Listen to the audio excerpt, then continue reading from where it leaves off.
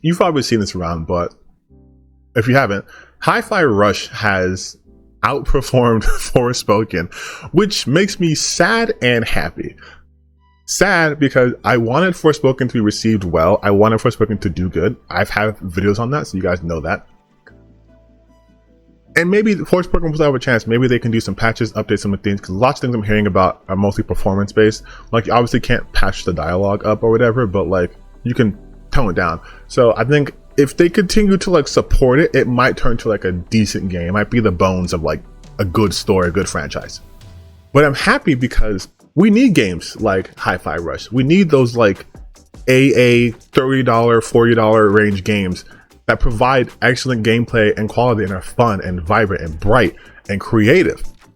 And it disabuses the notion that games gotta cost, we gotta make them $70. They gotta cost money. No, they don't have to cost a lot of money at all.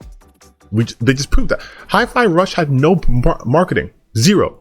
It literally came out the day the trailer was announced. It came out January 25th. It is January 31st when I'm recording this video. And it's doing far better than anyone thought it would do. And it's way better than it should be, honestly. I did not expect this game to be as fun and as addicting as it is. Like, the way that they're able to just keep everything on beat. Again, the presentation of it. It's like a Saturday morning cartoon. I'm working on a review for this. All right, give me some time. I want to beat the game fully before I make my review. But it's a fun game. And the fact that it's also coming out at the beginning of the year, like to start the year, it's almost like you're sending a direct message. Like, hey, all these other games releasing for $70 because that's the new AAA price. Boom, here's a $30 game. And from Game Pass, basically, here's a free game. It's doing numbers on Steam. Like, people are responding to this, and I love it so much. We don't have to have these games anymore that are like $160 billion and they're full of microtransactions or battle passes or season passes or anything like that. It's just, here's a game. It's going to give you like, what, 8 to 9 hours of content, which I think is honestly fine. And you're going to like the hell of it. And I do. I like the hell out of it. It's a great game. And it allows them to make other, maybe longer, bigger games, while in the meantime releasing smaller games out like this.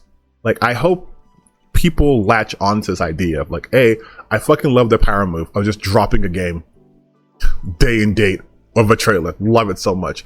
But B, I hope that people latch onto this idea that games do not have to be this massive, expensive things.